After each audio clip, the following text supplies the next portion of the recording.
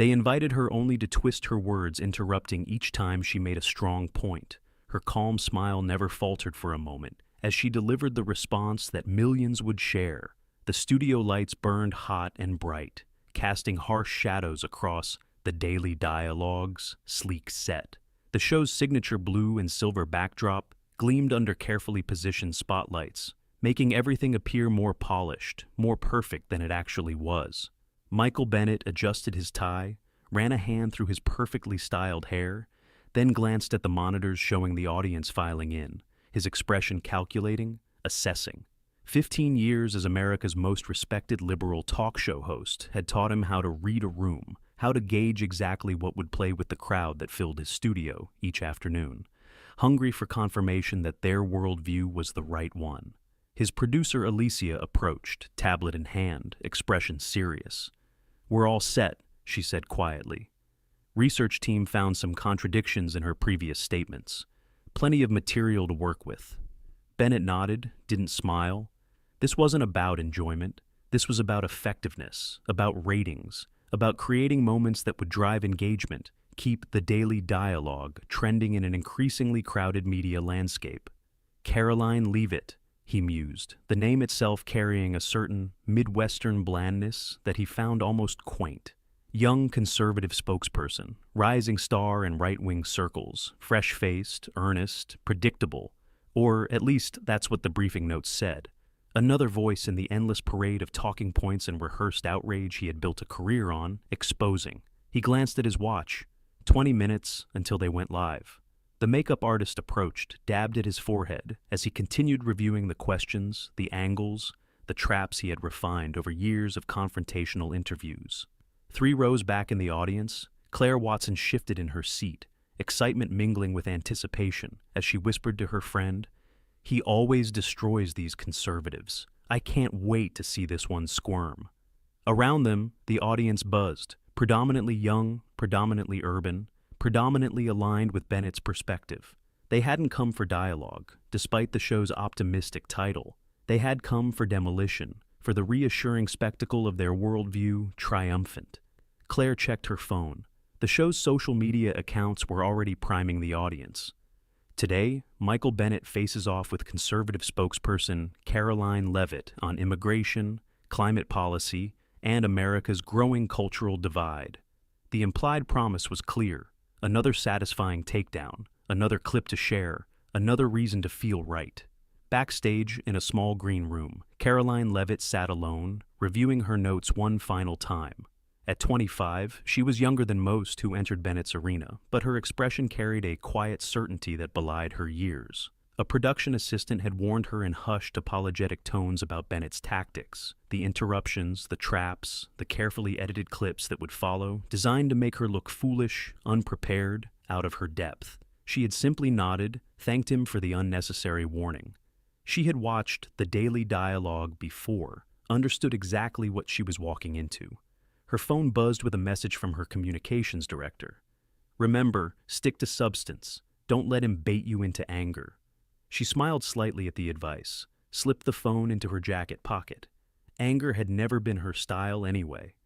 On the studio floor, camera operators positioned equipment, sound technicians adjusted levels. The floor director reviewed timing cues, all the invisible machinery that created the illusion of spontaneity, of authentic conversation, when in reality every moment was choreographed, calculated, controlled to create maximum impact. Bennett stood from his chair, approached the audience, his off-camera persona warmer, more personable than the incisive interrogator they would see once filming began. He thanked them for coming, reminded them about reaction shots, encouraged their participation, because the audience wasn't just observing, they were part of the performance. Their gasps, their laughter, their applause, all essential elements in the theater of modern political discourse. Back in the control room, Alicia surveyed the multiple monitors, each showing different angles, different perspectives of the carefully constructed reality they were about to broadcast to millions of viewers.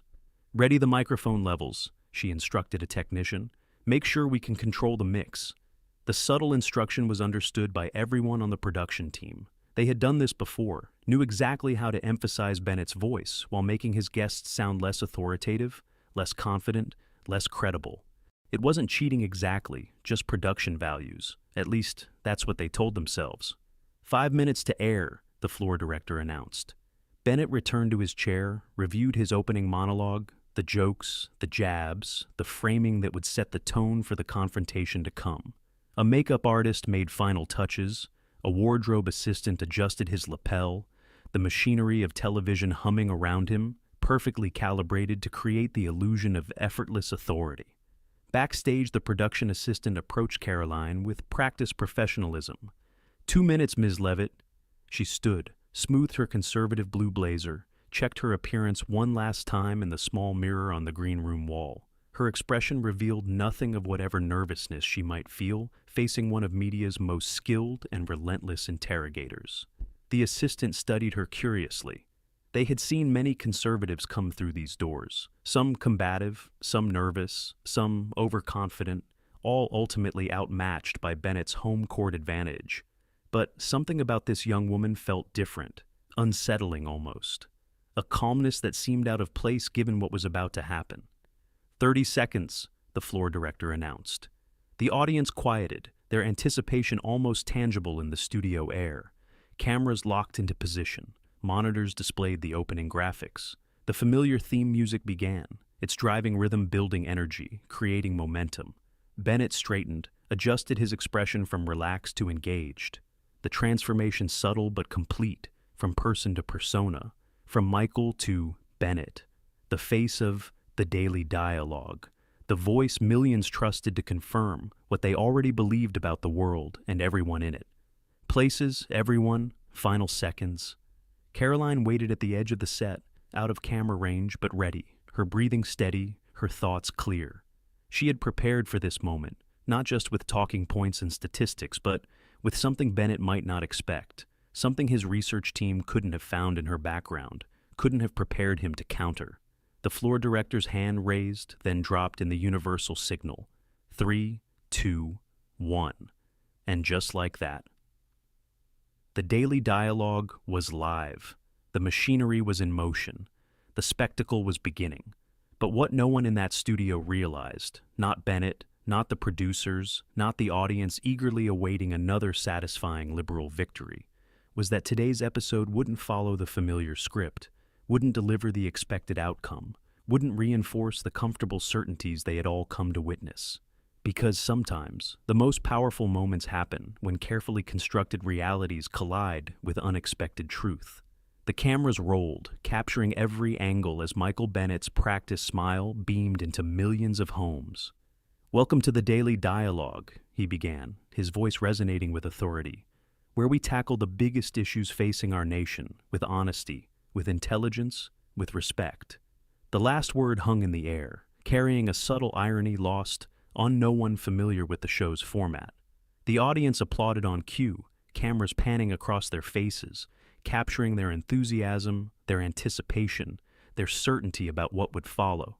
Bennett leaned forward slightly, signaling his opening monologue, the warm-up act before the main event. "Well, what a week it's been," he began, eyes sparkling with practiced wit. Politicians saying the quiet part out loud, climate deniers still confused about weather, and conservatives still trying to convince us that tax cuts for billionaires will somehow help the working class. The audience laughed right on cue, cameras capturing their nodding agreement, their shared understanding that they were the reasonable ones, the enlightened ones, the correct ones. Bennett continued for several minutes, each joke, each jab, each commentary building toward the introduction of today's guest. Backstage, Karoline listened, her expression revealing nothing, as Bennett's voice carried through the monitors, setting the stage for their encounter. She had expected this, of course. The framing, the positioning, the careful construction of reality before she even stepped on set. Alicia watched from the control room, nodding with satisfaction as Bennett hit each talking point perfectly, establishing the worldview their audience tuned in to have confirmed. "Today we're joined by Karoline Leavitt," Bennett finally announced, his tone shifting subtly from amused to skeptical. "She's the newest spokesperson for the Conservative Policy Alliance, and at just 25, one of the youngest defenders of policies many Americans find, let's say, concerning." The audience chuckled obligingly as cameras prepared to capture Karoline's entrance.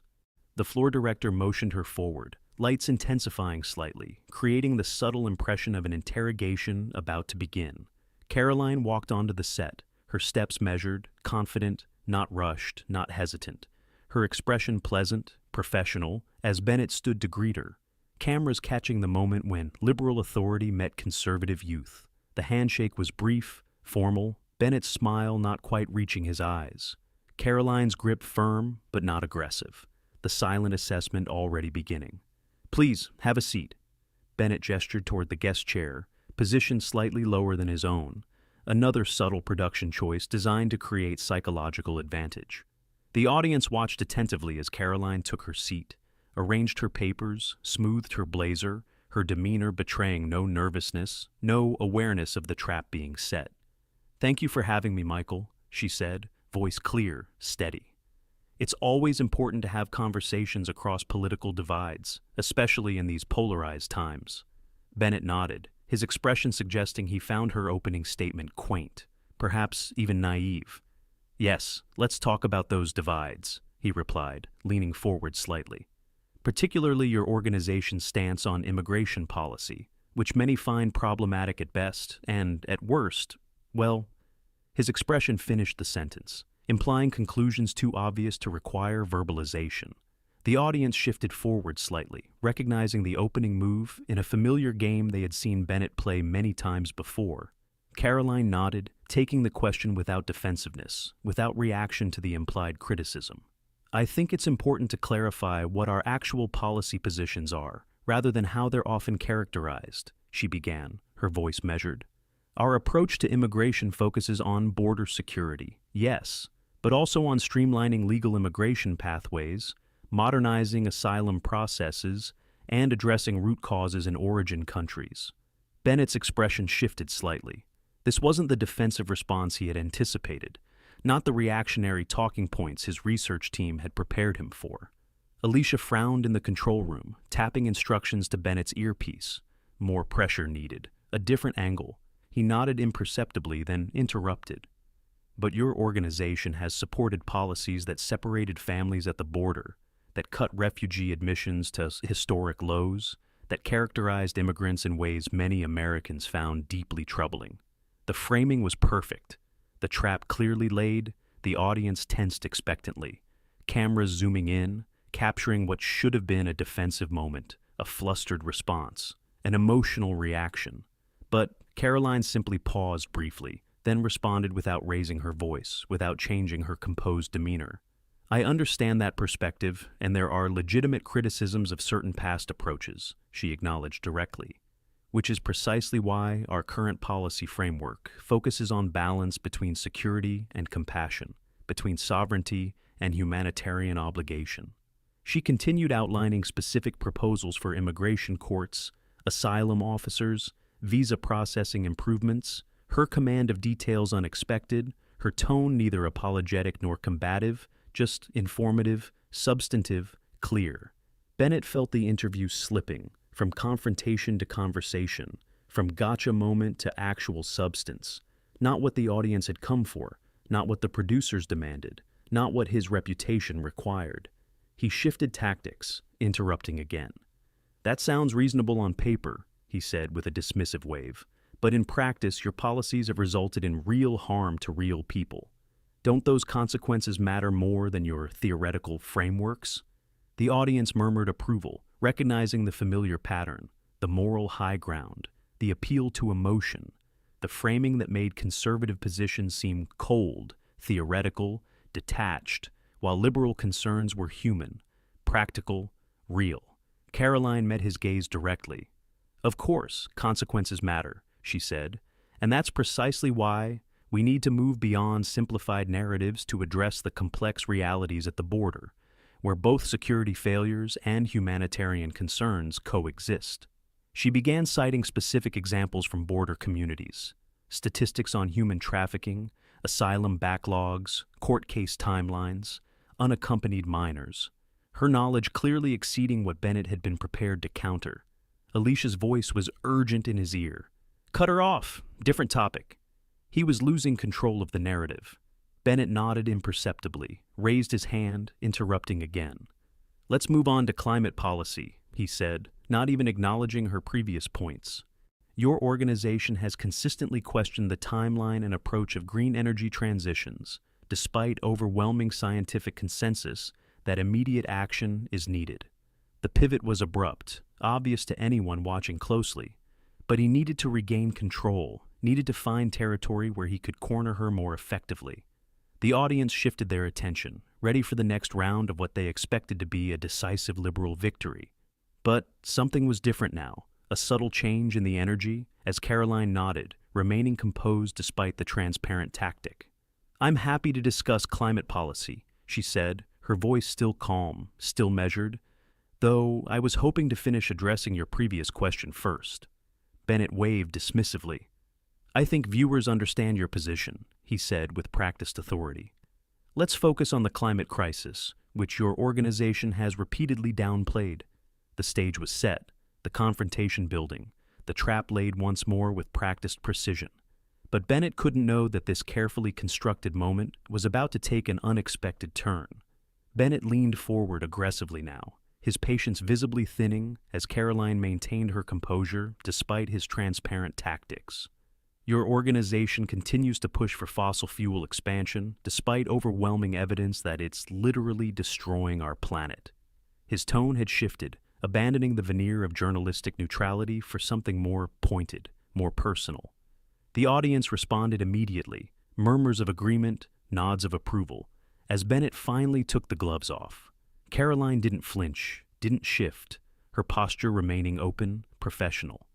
"That's actually a mischaracterization," she began. "I think it's important to clarify." Bennett cut her off with a dismissive wave. "We've all heard the talking points about jobs and energy independence, but at what cost?"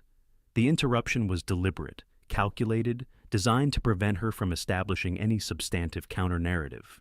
In the control room, Alicia nodded approval. This was the Bennett they needed, assertive, dominant, controlling the exchange. On the panel screen next to Bennett, 3 commentators appeared, regular contributors to the daily dialogue, all nodding in synchronized agreement. "Can I just add something here?" the first panelist interjected, a climate journalist with a severe haircut and a practiced expression of concern. "The Conservative Policy Alliance has repeatedly undermined climate science, has repeatedly blocked meaningful legislation, has repeatedly prioritized corporate profits over our very survival." The audience applauded on cue, cameras capturing their righteous approval. Bennett gestured toward the monitors. "See, this is the fundamental disconnect between conservative rhetoric and reality. Your policies actively harm the planet while you hide behind economic arguments."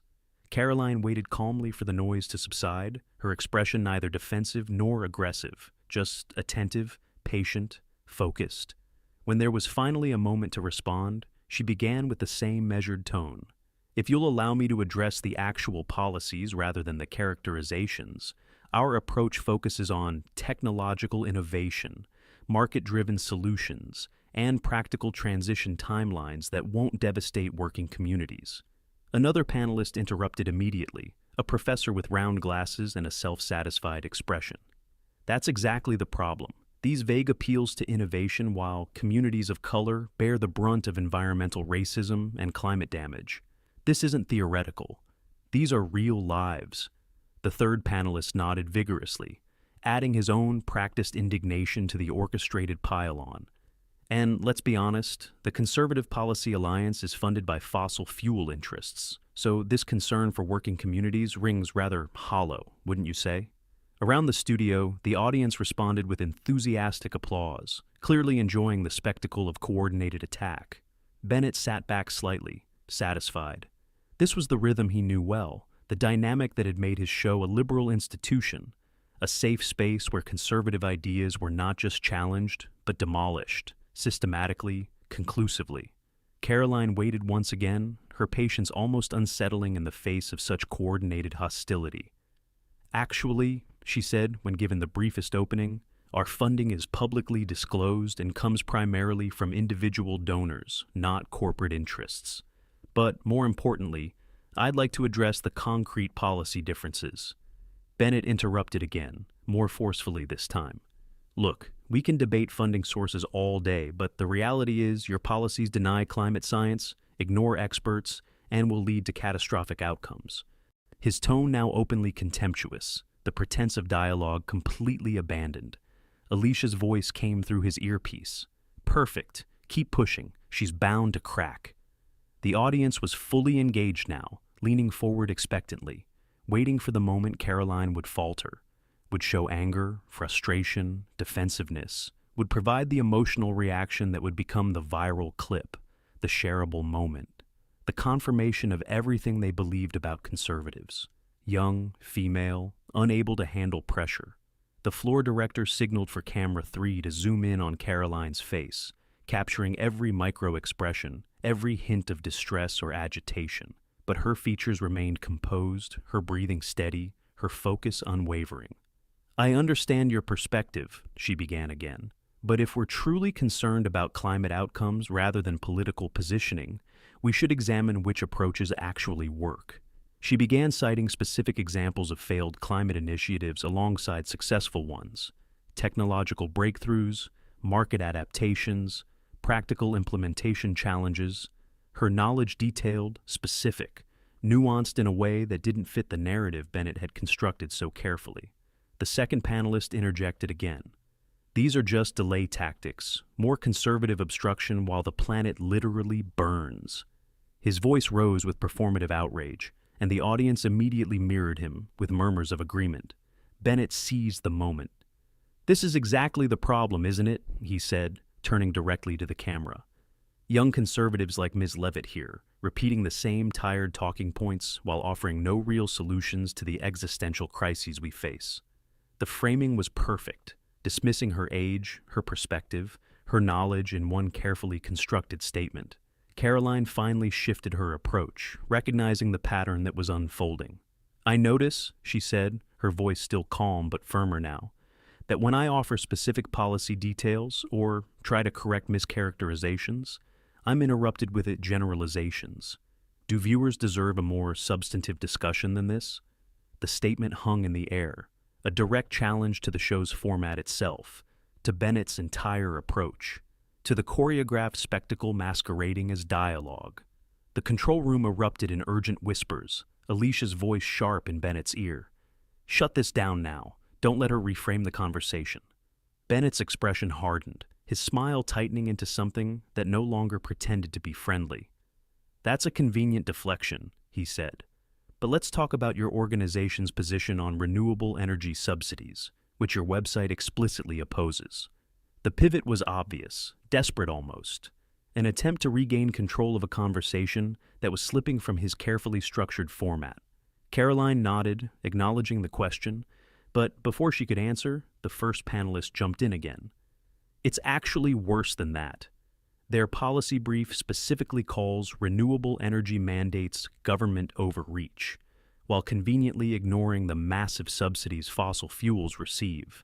The third panelist quickly added, "And let's not forget their opposition to the Green New Deal, which would have created millions of good-paying jobs while addressing climate justice."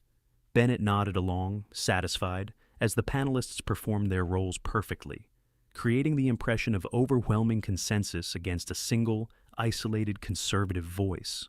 The audience responded on cue, with approving nods, concerned expressions, occasional bursts of affirmative applause.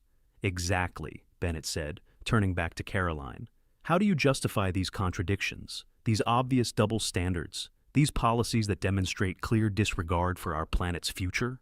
The question wasn't really a question, but a statement designed to corner, to trap, to force either defensive reaction or embarrassed concession, neither of which would serve Karoline well. But as she began to respond, to lay out the specific policy differences between market incentives and mandates, between effective and ineffective approaches, Bennett interrupted one final time, his patience completely exhausted. "We need to move on," he said with dismissive finality. "We have many topics to cover, and listeners have heard enough about your climate positions." The silencing was deliberate, obvious, the message clear to everyone watching. Her voice, her perspective, her knowledge were simply not welcome, not worthy of airtime or consideration on the daily dialogue. The floor director signaled for cameras to focus on Bennett, as he prepared to transition to the next topic, the next opportunity for confrontation, the next chance to create the viral moment they all craved.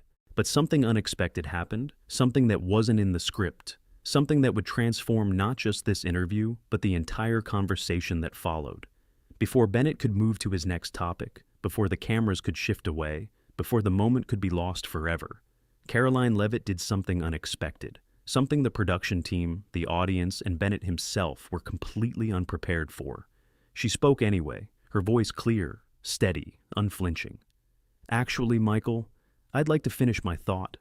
5 simple words, delivered without anger or defensiveness.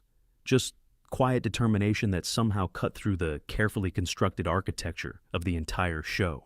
The audience stilled, suddenly uncertain how to respond to this deviation from the script. The control room froze momentarily, even Alicia caught off guard by the calm assertion that defied their entire production strategy. Bennett blinked, his rhythm broken, his practiced control momentarily shaken by the simple request that somehow carried more authority than his dismissal. "I think we've covered that topic sufficiently," he attempted, his voice carrying the same dismissive certainty as before. But something had shifted in the room, some invisible transfer of power that everyone felt but couldn't quite name. Karoline smiled, not with aggression, not with challenge, but with something that looked almost like compassion. "You know what I find interesting," she said, her voice both soft and clear, carrying to every corner of the studio. "For the past 15 minutes, I've been told what I believe, what my organization stands for, what my motives are, without being allowed to actually speak about any of those things." The statement hung in the air, simple, direct, undeniable. The audience shifted uncomfortably, some looking down, some looking away, suddenly aware of their participation in exactly what she had described. Bennett attempted to regain control. "That's hardly fair. We've given you plenty of opportunity." But Karoline continued as if he hadn't spoken at all. "I grew up in a small town in New Hampshire," she said, her voice taking on a quality that demanded attention, not through volume, but through authenticity. "My father lost his construction business during the 2008 recession. We lost our home. My parents worked 3 jobs to keep food on the table for me and my siblings." The personal story, unexpected, authentic, caught everyone off guard. This wasn't in her file, wasn't in the briefing notes, wasn't part of the predictable conservative talking points they had prepared to counter. Bennett glanced toward the control room, seeking direction, guidance, intervention. But Alicia was watching the audience, watching their faces transform from dismissive enjoyment of confrontation to something else entirely, genuine attention. "I saw firsthand," Karoline continued, "what happens when policies made in distant cities by well-intentioned people with good educations crash into the lives of working families who don't have financial cushions, who can't wait for theoretical long-term benefits while facing immediate hardship." The studio had gone completely silent, cameras now focused entirely on her, capturing something the producers suddenly realized was more compelling than the confrontation they had planned. "When I was 19, she continued, "I worked 3 jobs to put myself through college while watching classmates with advanced degrees propose economic and environmental policies that would devastate the communities I came from, not out of malice, but out of distance, out of disconnect from the consequences." The panelists exchanged uncomfortable glances, their prepared talking points suddenly feeling hollow, performative in the face of lived experience authentically shared. "So yes, I believe in climate science," she said, directly addressing their earlier attacks. "I believe in environmental protection. I believe in creating sustainable futures. But I also believe that how we get there matters, that the paths we choose have real consequences for real people who don't have the luxury of weathering economic transitions easily." Bennett attempted to interrupt again, to redirect, to regain control, but his voice somehow lacked the authority it had carried earlier. Karoline wasn't shouting, wasn't emotional, wasn't displaying any of the behaviors that would have justified cutting her off, that would have made her seem unreasonable. She was simply speaking truth from a place of authentic experience. "When you dismissed my concerns about policy approaches," she continued, looking directly at Bennett now, "you weren't just dismissing me. You were dismissing the voices of millions who share those same concerns, who worry about how they'll heat their homes, fill their gas tanks, feed their families while we transition to new energy systems. The audience was completely still now, some nodding slightly in recognition, some with expressions suggesting they were hearing something familiar, but from an unexpected source.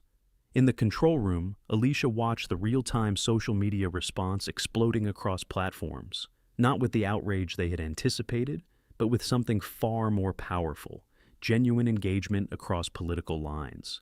"Let her talk.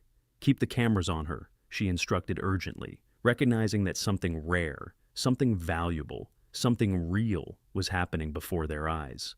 Bennett sat back slightly, his posture shifting from aggressive inquisitor to reluctant listener as Karoline continued. "I joined the Conservative Policy Alliance not to block progress, but to ensure that progress includes everyone, that it accounts for real costs, that it acknowledges trade-offs honestly, that it respects the lives and livelihoods of people who don't have platforms like this one." Her voice remained steady, neither rising in defensiveness nor falling in apology, just clear, authentic, certain. "The story I'm trying to tell," she said, "is that we can achieve the same goals, clean air, clean water, sustainable futures, while disagreeing honestly about methods, about timelines, about implementation, about how to balance immediate needs with long-term objectives." The cameras captured something transforming in the studio atmosphere itself, as performative conflict gave way to genuine communication. The panelists sat silent, their rehearsed outrage suddenly seeming shallow, inappropriate in the face of the authentic exchange now unfolding. "What I've experienced on this show today," she continued with the same measured tone, "is exactly what millions of Americans experience in our broader political conversation. Assumptions about their motives, dismissal of their concerns, silencing of their voices because they don't fit a predetermined narrative." Bennett realized too late that the viral moment was indeed happening, but not the one he had planned, not the one that would reinforce his reputation, his brand, his approach, but something that challenged all three, that revealed the emptiness of the entire performance masquerading as dialogue. And as Karoline Leavitt continued speaking, her voice clear, her experience authentic, her perspective unfiltered by interruption, something shifted, not just in the studio, but in the thousands of homes where viewers watched, transfixed by something they rarely encountered on shows like The Daily Dialogue. Honest, authentic exchange across political divides. The studio felt different now, transformed by something authentic that had broken through the carefully constructed performance of political discourse. Bennett sat unnaturally still, his usual confidence visibly shaken as Karoline continued speaking. Not with anger, not with defensiveness, but with quiet clarity that somehow carried more authority than his practiced persona. "I believe we can protect our environment," she said, "while also protecting livelihoods. I believe we can secure our borders while maintaining our humanitarian values. I believe we can acknowledge problems without demonizing those who see different solutions than we do."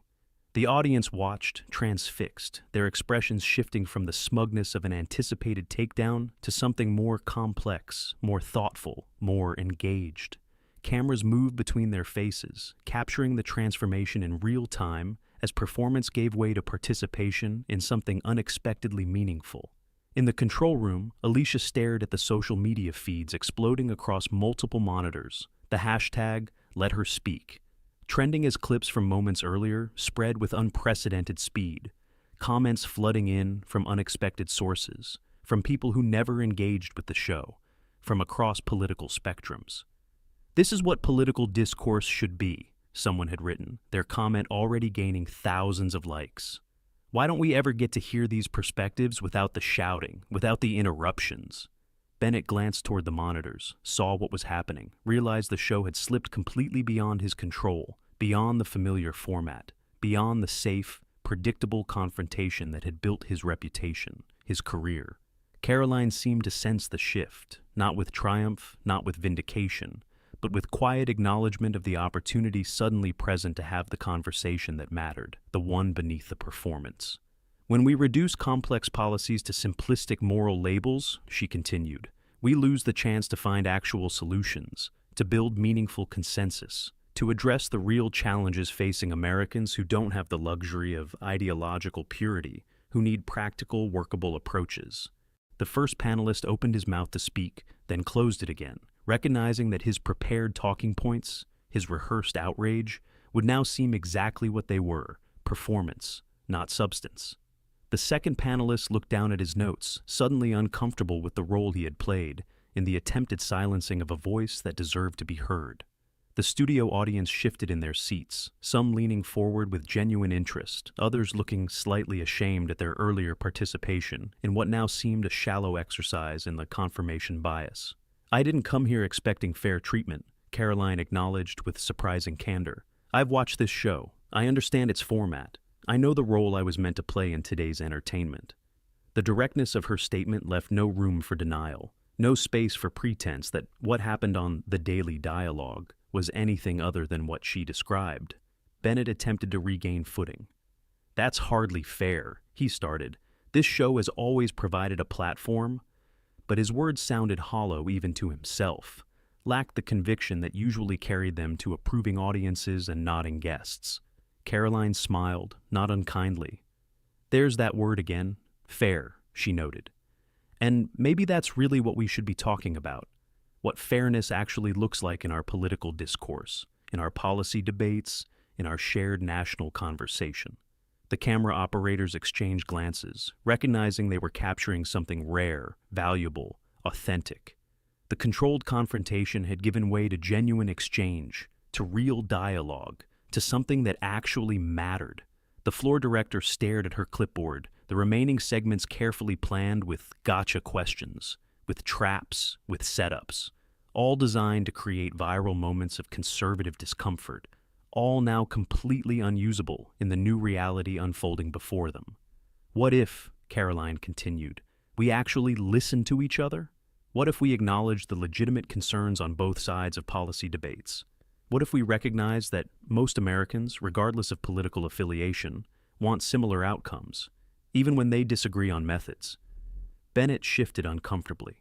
This wasn't confrontation, wasn't conflict, wasn't the content that drove ratings, that generated clicks, that built careers. This was something else entirely, something that challenged not just his show, but the entire media ecosystem built on division, on opposition, on performance. One of the camera operators had tears in her eyes, a reaction she quickly tried to hide, embarrassed by her emotional response to words that somehow cut through years of professional cynicism to touch something long forgotten about why journalism mattered.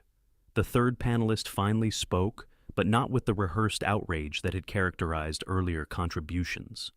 "You mentioned your background," he said, his tone genuinely curious. "How did that shape your specific views on environmental policy implementation?" The question wasn't a trap, wasn't an attack, was simply an inquiry, an opening to actual dialogue, to real understanding. Karoline nodded appreciatively. "When you grow up watching your parents struggle to afford heating oil in New Hampshire winters," she explained, "you develop a different perspective on energy transition timelines, on the real costs of policy decisions, on the importance of practical stepwise approaches that don't leave working families behind."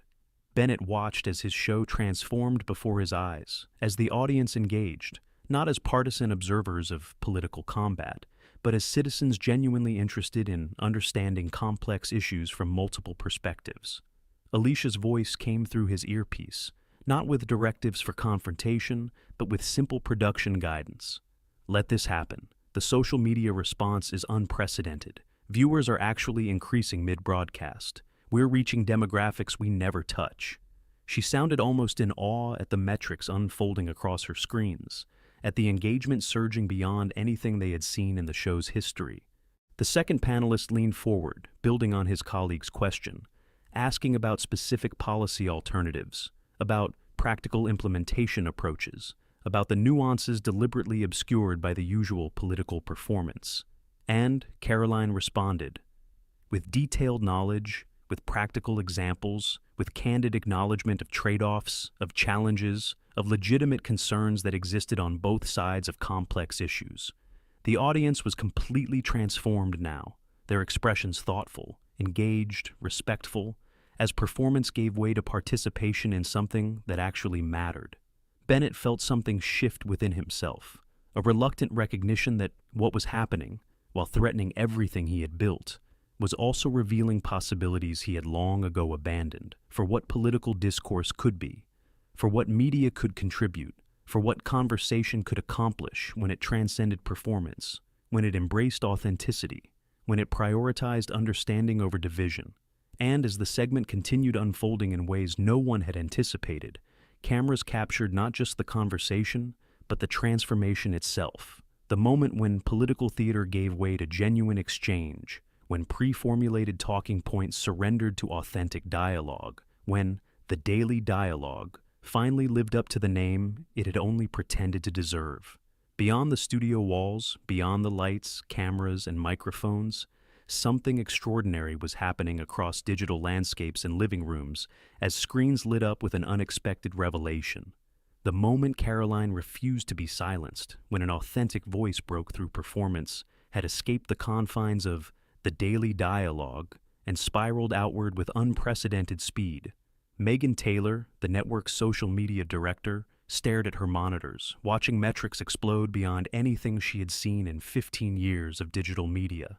"This isn't normal," she whispered to her assistant, who nodded wide-eyed at the engagement, the shares, the comments flowing faster than their systems could track. "Watch what happens when this conservative actually gets to speak," posted at Media Truth, attaching a 40-second clip that had already reached 2 million views in 17 minutes. "I don't agree with her politics, but I respect the hell out of this response," wrote a liberal commentator, his share generating its own cascade of cross-ideological conversation. In living rooms across America, viewers who had tuned in expecting the familiar comfort of reinforced beliefs and the satisfaction of conservative humiliation found themselves instead leaning forward, phones in hand, recording, sharing, responding to something that transcended the usual divisions. 34-year-old Samantha Ellis, a devoted daily dialogue viewer since college, texted the clip to her conservative father, with whom she hadn't discussed politics since the 2016 election. "Maybe we could talk about this," her message read, tentative, hopeful. A small bridge extended across a divide that had seemed uncrossable. In the network's executive offices, emergency meetings convened as senior leadership struggled to process what was unfolding on their flagship show, on screens around the country and the world. "It's off format, completely off format," the programming director insisted. "But it's generating unprecedented engagement," the digital director countered, showing statistics that defied all their previous assumptions about what audiences wanted, what drove viewership, what created connection. In college dorms, office break rooms, airports, and restaurants, wherever screens displayed the daily dialogue. Unusual crowds gathered, watching, not with the partisan division that normally characterized political content consumption, but with shared attention, shared interest, shared recognition that something authentic was breaking through the familiar performance. Conservative media, which had originally planned outraged responses to Bennett's expected takedown, scrambled to adjust their coverage as the narrative slipped beyond the familiar patterns of partisan combat. "This is what happens when our voices actually get heard," wrote one outlet, sharing the full unedited exchange rather than edited clips designed to outrage.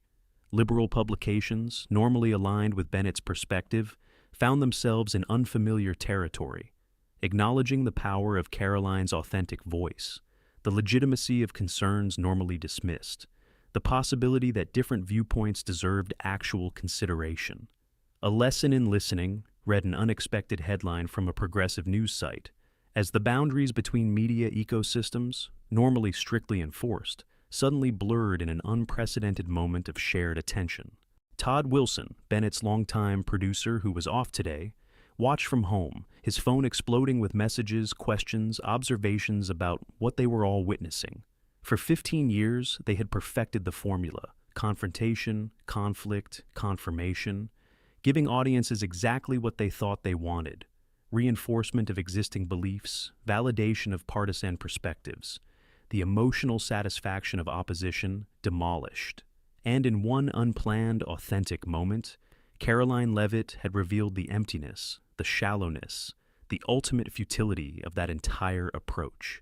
In network headquarters, executives watched the real-time ratings with stunned disbelief as viewership climbed dramatically mid-broadcast, reaching demographics they never attracted, holding attention they never sustained, generating response they never inspired. Social media moderators struggled to keep pace with comment sections, normally toxic wastelands of partisan sniping, now suddenly filled with thoughtful engagement, with questions, with reflections, with something approaching actual dialogue. A psychology professor in Boston recorded the segment for her students as an illustration of authentic communication, breaking through performative conflict to create unexpected connection across seemingly unbridgeable divides. 3 major network competitors immediately scheduled editorial meetings to discuss implications for their own formats, their own approaches, their own assumptions about political coverage, about audience desires, about what media could and should provide in an age of division and performance. Karoline's social media accounts gained hundreds of thousands of followers within an hour. Her mentions filled not just with conservative praise, but with messages from across the political spectrum, acknowledging the power of her approach, the value of her perspective, the impact of her voice when not filtered through partisan framing. Back in the Daily Dialogue control room, Alicia watched the final minutes of broadcast with something between awe and anxiety, as everything they had built, everything they knew, everything they assumed about their audience was suddenly called into question by the unexpected power of authenticity over performance, of connection over conflict, of dialogue over demolition. Bennett's earpiece remained silent now. No producer instructions, no strategic guidance, just the unprecedented experience of actually listening to a perspective he had invited only to dismiss, of engaging with ideas he had planned only to attack, of participating in actual dialogue that transcended the hollow performance that had built his career, his reputation, his brand.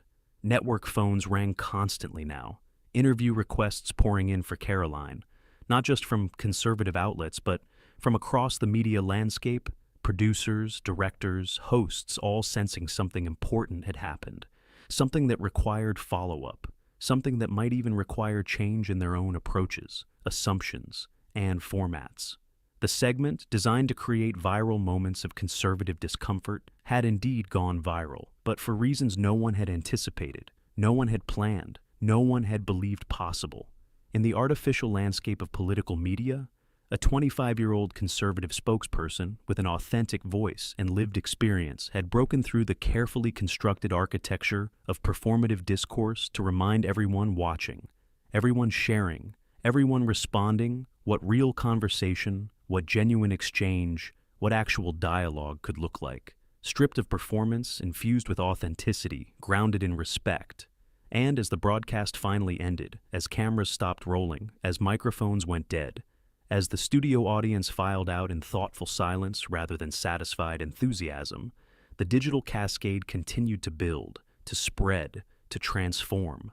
Not just one segment, not just one show, not just one network, but the very nature of political discourse itself, at least for this one extraordinary moment when authenticity broke through, and everyone watching, everyone responding, everyone sharing, suddenly remembered what they had been missing all along. 3 days after the broadcast, the ripples had become waves, crashing against established shores and reshaping the media landscape in ways no one had predicted. Karoline Leavitt sat in her apartment, watching as the conversation continued beyond her control, beyond anyone's, taking on a life of its own. The Daily Dialogue's executive team had called an emergency weekend meeting, their entire format suddenly questioned not just by viewers or critics, but by their own staff and producers, who had witnessed what happened when performance gave way to authenticity, when demolition yielded to dialogue. The clip had been viewed 70 million times across platforms, reaching audiences who normally ignored anything labeled as political discourse.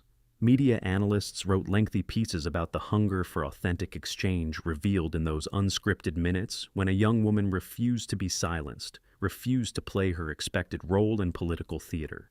Bennett himself had gone uncharacteristically silent, his usual social media presence suspended, as he processed what it all meant for his show, his brand, and his approach to political discourse. Harvard's Shorenstein Center announced a special symposium examining the implications for political communication, while the Conservative Policy Alliance saw internship applications triple, not just from predictable demographics, but from young people across the spectrum, drawn to the idea of substantive engagement beyond partisanship. Karoline's phone rang again, with another interview request, this time from a prestigious Sunday show, not to discuss conservative talking points, but to explore what had happened in that studio, the moment authenticity broke through performance, and what it might mean for American discourse. She accepted, recognizing the responsibility that came with the attention and the opportunity to build on what had started. 3 major networks had already announced format changes, moving away from predictable partisan panels and orchestrated conflict towards something that prioritized substance and respected audience intelligence. Not everyone welcomed the shift. Jessica Winters, a producer at a rival network, argued in an extended staff meeting that viewers still wanted confirmation, still wanted combat, still wanted their side to win. But the data suggested otherwise, showing migration toward programming that offered depth and respected multiple perspectives. Political science professors added the segment to their course materials as an example of authenticity breaking through the usual partisan boundaries, while communication scholars analyzed the moment when silencing failed, when control was lost, and when authenticity prevailed to create unexpected connection. The Daily Dialogue's ratings didn't drop as some had predicted. Instead, they transformed, attracting viewers who had previously avoided political programming, uninterested in the performative combat that had long defined the genre. Network executives revised their assumptions about what audiences truly desired, as journalism schools scheduled panels to discuss what some were already calling the Leavitt moment, when the artificial constraints of political discourse were temporarily transcended. Young journalists, particularly women, reached out to Karoline with messages of gratitude, seeing in her a path beyond performance, proof that substance could matter more than conformity to expected roles. Conservative media, which initially celebrated the moment as a victory over liberal bias, soon shifted toward deeper analysis of what had actually happened when performance receded and authentic exchange took its place. Progressive outlets, traditionally aligned with Bennett's confrontational style, found themselves questioning their assumptions about audience desires and the responsibility of media in fostering meaningful discourse. Digital analysts found patterns in the broadcast's engagement metrics that defied conventional wisdom about what drove connection, suggesting a hunger for something beyond the hollow satisfaction of having one's beliefs merely confirmed. 3 competing networks invited Karoline for interviews, not as a conservative counterpoint to liberal narratives, but for something more substantive, more reflective of what audiences had responded to. Meanwhile, Michael Bennett's agent fielded calls from executives wondering if he was willing to evolve, to adapt, to shift from confrontation to conversation, from performance to authenticity. The Aspen Institute announced a special session at its upcoming festival to examine the implications for democratic discourse, civic engagement, and political communication in an age of polarization. Viewers like Lisa Chambers, who had watched the segment with her college-age daughter, found themselves discussing policies beyond partisan framing for the first time in years. University departments reported increased interest in courses on political discourse, media ethics, and the relationship between performance and authenticity in contemporary journalism. The segment was translated into 12 languages, carrying its impact beyond American politics into global discussions about authentic dialogue. Media watchdogs noted subtle shifts across political programming: more substance, fewer interruptions, more complexity, less caricature, as networks scrambled to capture the audience's hunger for something real. Alicia, Bennett's longtime producer, spent hours rewatching past segments with a new perspective, suddenly seeing the patterns of manipulation and dismissal that had once seemed like just the nature of the format. Young conservative women gained new platforms as outlets recognized the demand for voices too often filtered through hostile framing. The Conservative Policy Alliance received partnership inquiries from across the political spectrum, inspired by Karoline's substantive approach. And Karoline herself understood the weight of this moment, the opportunity to demonstrate what political discourse could be beyond performance, what a conservative voice could sound like beyond caricature, what a young woman's contribution could mean beyond dismissal. As the conversation continued evolving, as the moment reverberated through media, politics, and personal relationships once strained by performative division, something deeper shifted. Not just in format or approach, but in the fundamental assumptions about what was possible in communication across seemingly unbridgeable divides. 1 month after the broadcast that changed everything, Karoline Leavitt stood at the podium of Georgetown University's Kennedy Institute, addressing a packed auditorium of students, journalists, and policymakers gathered to discuss the future of political discourse in America. "I didn't walk into that studio planning to create a moment," she began, her voice clear and steady, carrying the same authenticity that had broken through the carefully constructed performance of The Daily Dialogue. "I simply refused to play the role I was expected to play." The audience listened attentively, not with partisan division, not with ideological sorting, but with shared curiosity about what happened when performance gave way to authenticity, when conflict yielded to conversation, when demolition transformed into dialogue. Across the media landscape, profound shifts had taken place. The Daily Dialogue itself had undergone the most visible transformation, its format completely reimagined to prioritize substance over spectacle, understanding over opposition, genuine exchange over manufactured conflict. Michael Bennett had taken 3 weeks off, returning with a public statement acknowledging the limitations, the emptiness, and the ultimate futility of the approach that had built his career.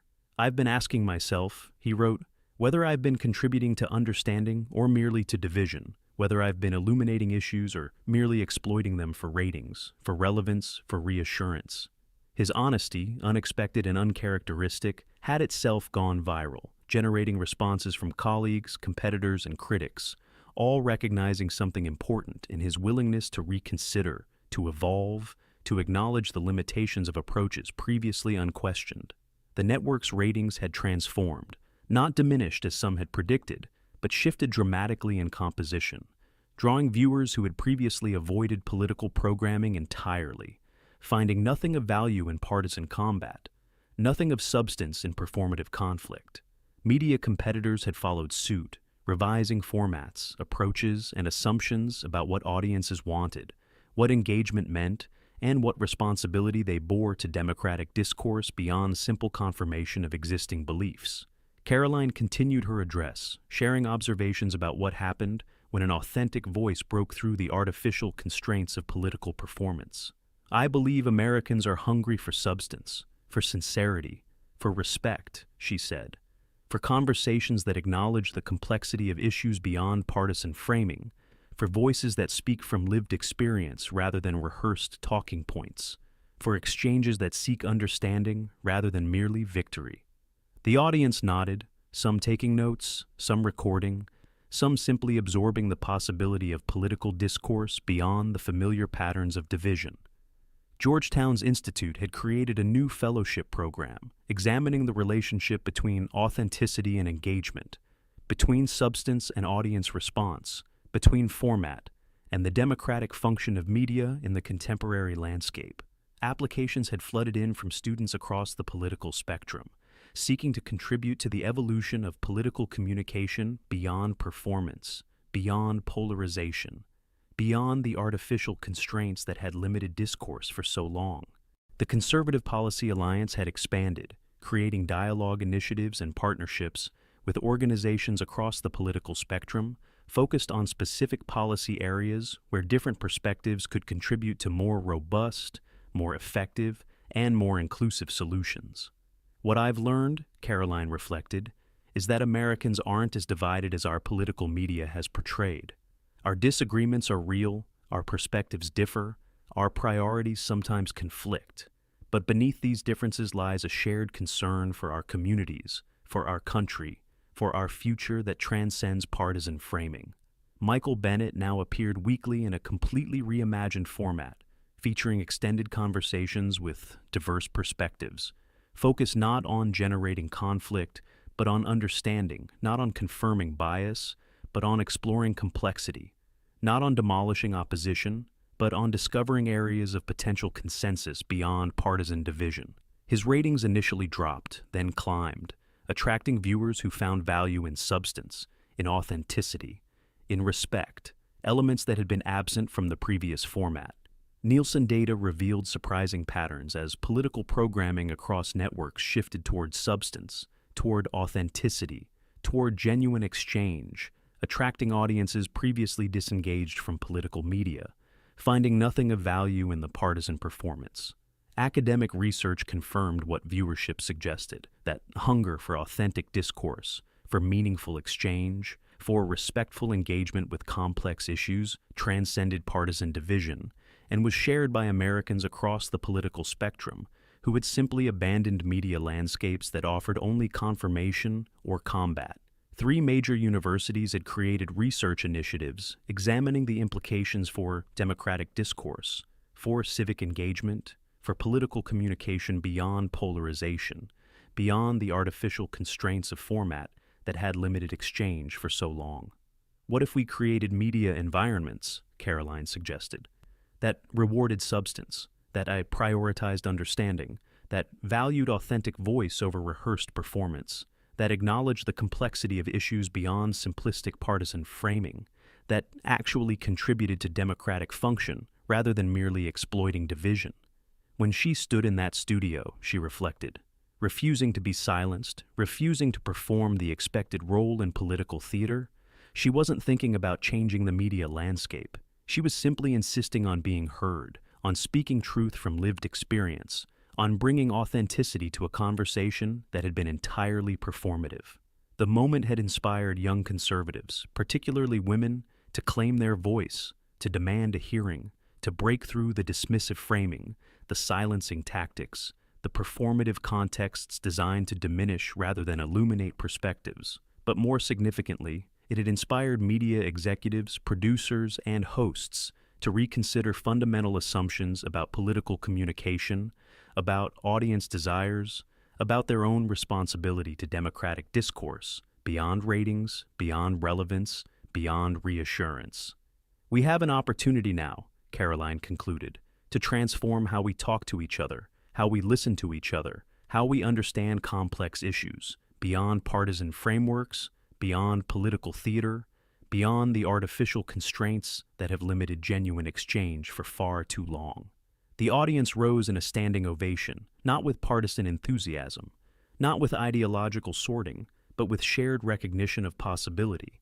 When authenticity breaks through performance, when substance replaces spectacle, when understanding outweighs opposition, her words resonated beyond the auditorium walls, beyond Georgetown, beyond Washington, to living rooms and classrooms and boardrooms, where Americans had witnessed the possibility of political discourse that actually illuminated rather than merely inflamed, that actually contributed to understanding rather than merely confirming the comfortable certainties of partisan perspective. Michael Bennett watched the live stream from his office, considering the implications for his own evolution, his own contribution to the political landscape, beyond performance, beyond the hollow satisfaction of demolition, towards something more meaningful, more valuable, more aligned with democratic function. Karoline's social media filled with messages from across the political spectrum, acknowledging the impact of that moment, the possibility it revealed, the hunger it exposed for something beyond partisan combat, for something authentic, substantial, respectful in political discourse across divides. Across America, similar conversations unfolded as performance yielded, however briefly, to possibility, as confirmation gave way to curiosity, as combat surrendered to conversation, revealing a hunger for authentic exchange that transcended partisan division, that offered hope for democratic discourse beyond polarization. If this story moved you, if it made you reconsider how we talk, how we listen, how we understand across political divides, across ideological difference, across the artificial barriers we've constructed, share it. Because sometimes transformation begins not with grand declarations, not with policy changes, not with institutional reform, but with a simple insistence on authenticity, on being heard, on speaking truth from lived experience beyond performance. Subscribe for more stories that illuminate possibilities. When we dare to break through the artificial constraints of political discourse, when we insist on authenticity, when we prioritize understanding over victory, when we finally start listening to voices beyond our comfortable certainties, to perspectives that challenge our assumptions, to truths that transcend partisan framing, to possibilities for connection beyond the divisions we've accepted as inevitable, as permanent, as unbridgeable, when in reality they may be more artificial, more surmountable, more destructible than we ever imagined.